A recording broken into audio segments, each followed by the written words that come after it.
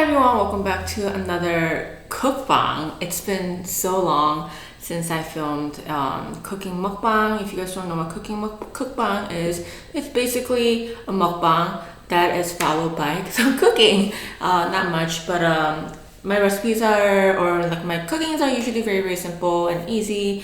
It's almost just like prepping. It's not really cooking. But anyways, today I am back with some black bean instant noodles. I am going to add a little bit of vegetables and some meat to make it a little bit more nutritious for me. Kind of, I don't know. It's just an excuse. But let's start with some oil. I have like a medium heat, not too high. So let's start with onions. Yum. Oh my gosh, I haven't done this in so long. But you know, I've done it for a very long time that I didn't really forget. Like I feel like I knew exactly how to prepare this, or like how to prepare just to film. It's not really crazy cooking, but it's just like the preparation and everything was just really easy and simple. The thing about this grill is that all the heat kind of is focused in the middle. So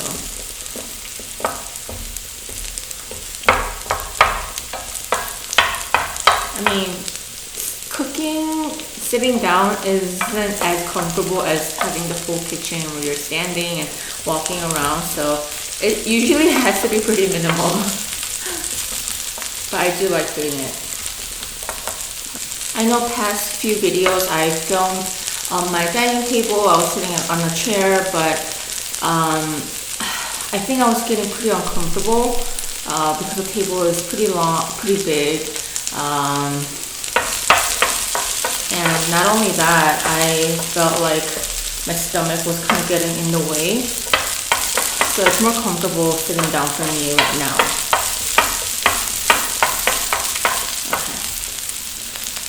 I don't want the onions to be too cooked, so let's add some meat. I have beef hanging steak, also known as toshikai.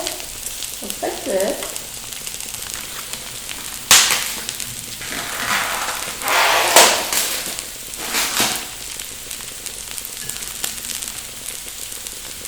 A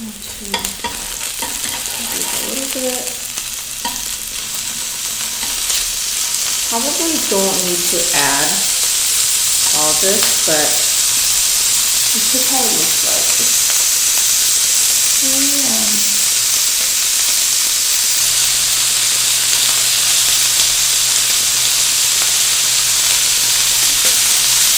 Okay, I think this is good.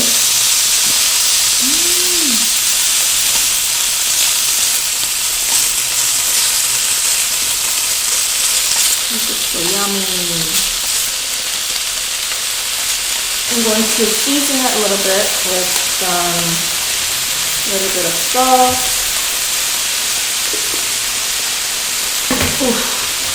And some black pepper.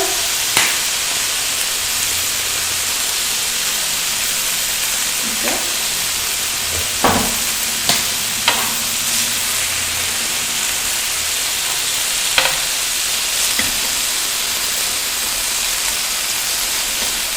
I'm going to lower the heat, and then I am going to add, so my noodles are already pre-cooked. So what I'm going to do is I'm going to add the noodles, and I have the broth, or like I have the water that I cooked the noodles in. I'm just going to add a little bit of it. And just kind of see how much more I'll need. Yes. Okay, I have my spaghetti. Oh, I do have to add the dry vegetables, but these cook good.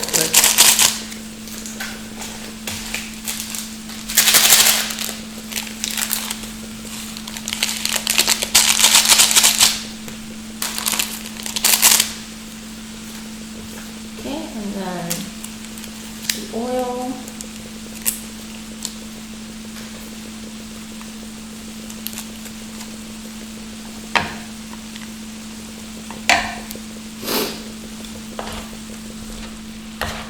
So good.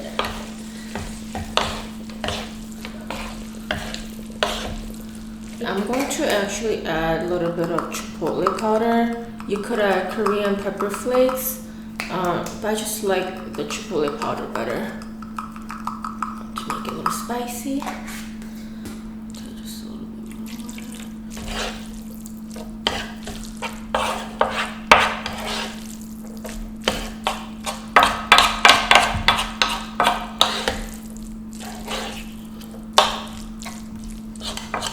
I brought some yellow pickled radish, put it right here. Okay, and for today's drink, I have sec grape flavor, just a grape juice. Ooh. I used to hate the actual grapes in here, but now I'm okay with it.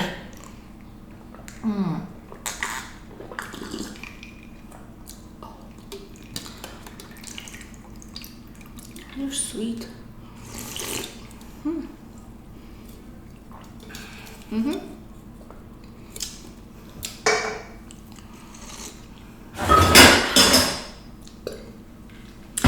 Okie dokie, let's eat. I really want to try the steak first, the beef first.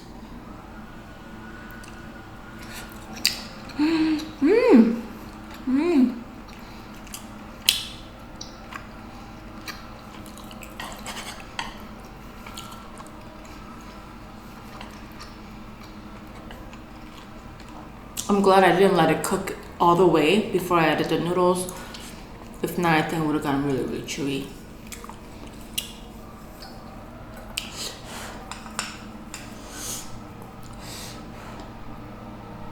Bon appetit! Cheers!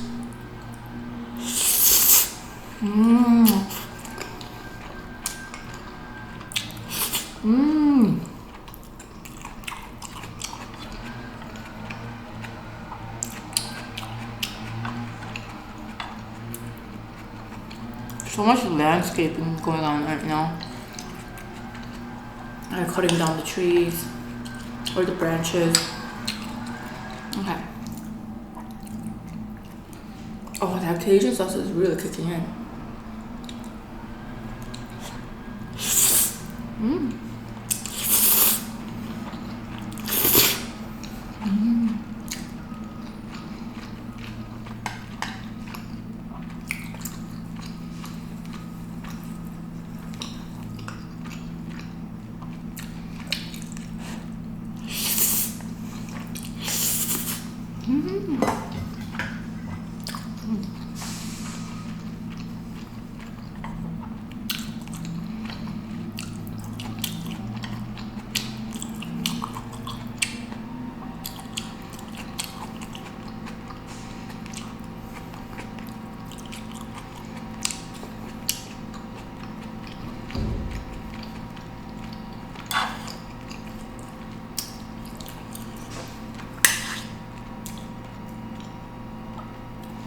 Try one with pickled radish.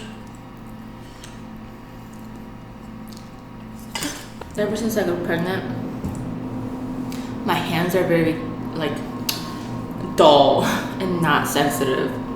Like it can't do tedious work. That's why I always drop things. I was never clumsy is the word. I am not a very clumsy person, but because my fingers and everything is just swollen and like tingly, I just become a really clumsy person.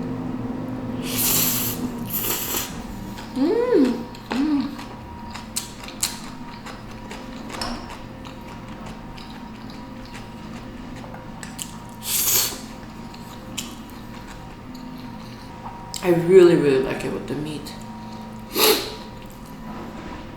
It's like not that the flavor is boring, but texture could be boring if we just eat noodles, but having steak.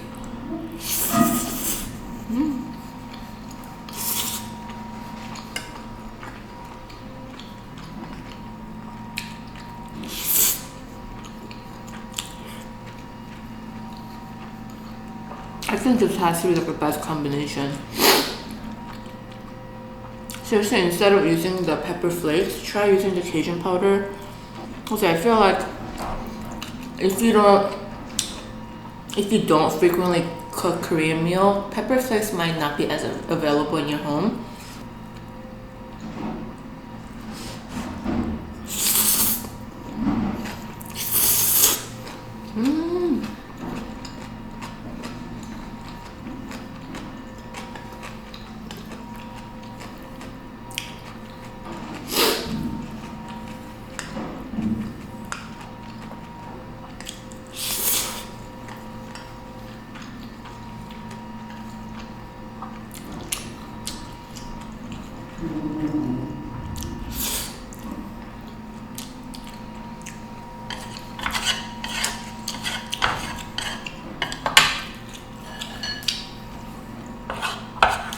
These onions are so good as well. Ooh, the spice.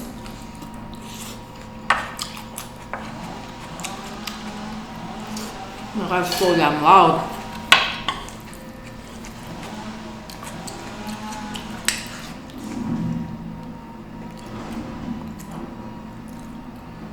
Let's try another one with the meat.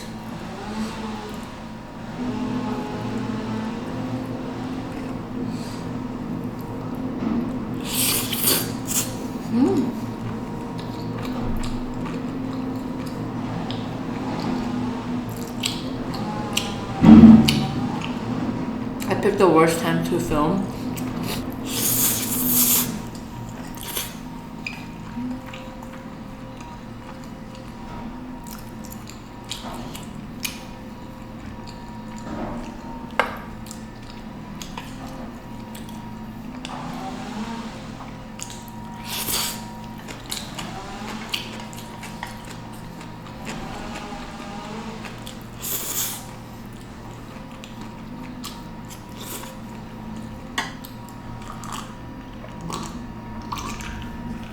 So there's this new show called I don't know. It's on Netflix with Korean singer called Song Young and a comedian Shin Dong-yeop, and they go to Japan and they tour the like a sex toy shop, a VR room, and you know, like that category in Japan. It's because it's so developed.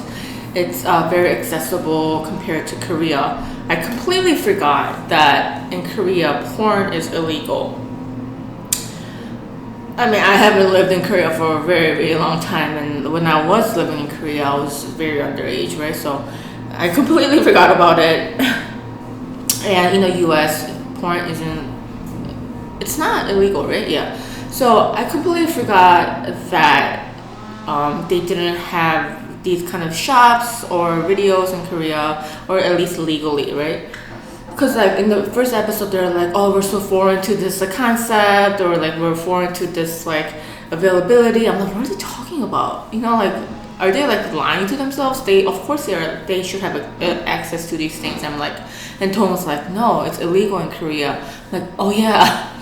But anyways, I mean, like, it's pretty open in America too, right? Like these like sex toy shops, porn, and all that. But in Japan, it's just like another level. Because I was watching the first episode or second episode, and they were at the shop, and like, I mean, like, I've seen dildos, I've seen like sex toys and all that, but there was this one toy where it's just like a mouth and a nose, and the tongue was like just moving. I'm like, oh my god, like, I have never ever seen a toy like that. I've been to Spencer's and they have stuff like that, but like not to like that level. So Toy and I were like, what the fuck is that? It looks creepy as shit, you know, because it's like the tongue is just Toy and I went to Japan years back when I first started YouTube, 2007, before 2020 for sure. And we were watching this video, so we were watching the show, and they were just like touring around Tokyo, going to like VR room where they get to they get to watch porn videos through VR, and they have sex toys and all that. I'm like, Tone, what the hell did we do in Japan? Like what? Like we really missed out. Because I mean, we were only in Kyoto, for a few days, and compared to Tokyo, Kyoto is very, very conservative. Tokyo is very open and very free spirit, liberal, all that.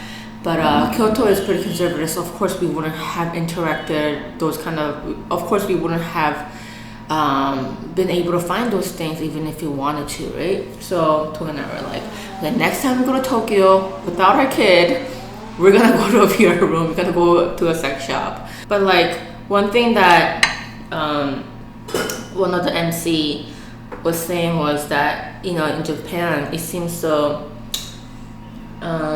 casual. The concept is very casual. Watching porn, using sex toys, it's just pretty like, it's a norm almost, right?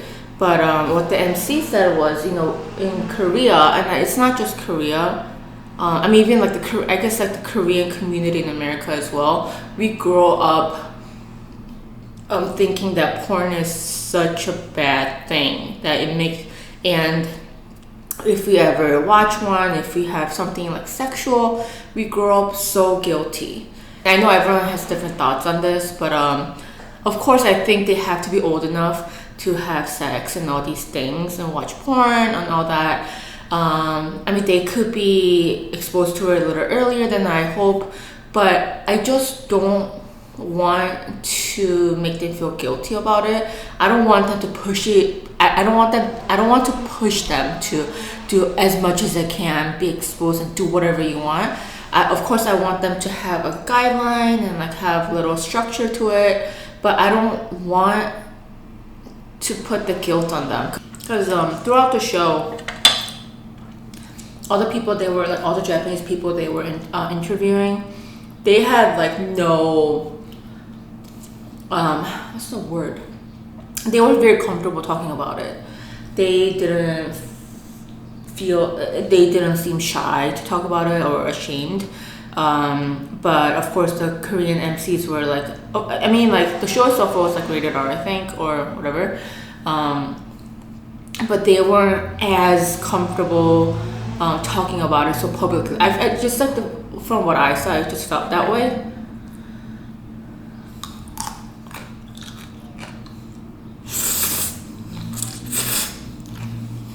Even for me, although now I grew up more in America than Korea, although I could comfortably talk about sex and all these things, I feel like porn itself isn't something that me and my friends always talk about or we even bother to talk about. Like, we don't go like, hey, how's your day? Like, when's the last time you watched porn? And if someone wants to talk about it, well, I'll talk about it, but it's not something that casually comes up in the conversation.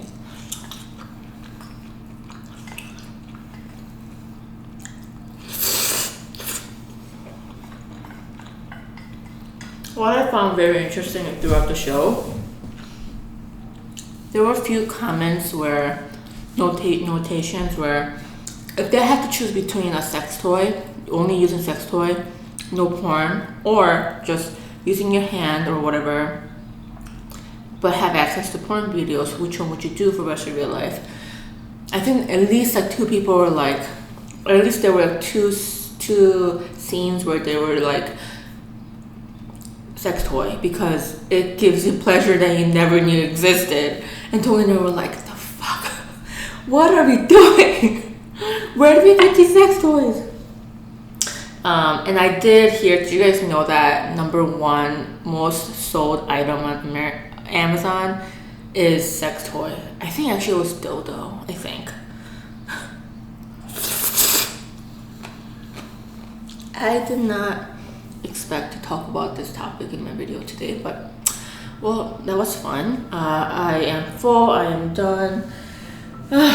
I hope you guys enjoyed today's cookbang, and make sure to check out my vlogging channel. I've been updating a lot about my pregnancy, and it's going to be my main vlogging channel. not very much food related. It's going to be a lot about my thoughts. Just like stuff that a little bit more personal stuff, I feel like. Just daily updates. So if you guys are interested, make sure to go check it out, and I'll see you guys in the next video. Thanks for watching, guys.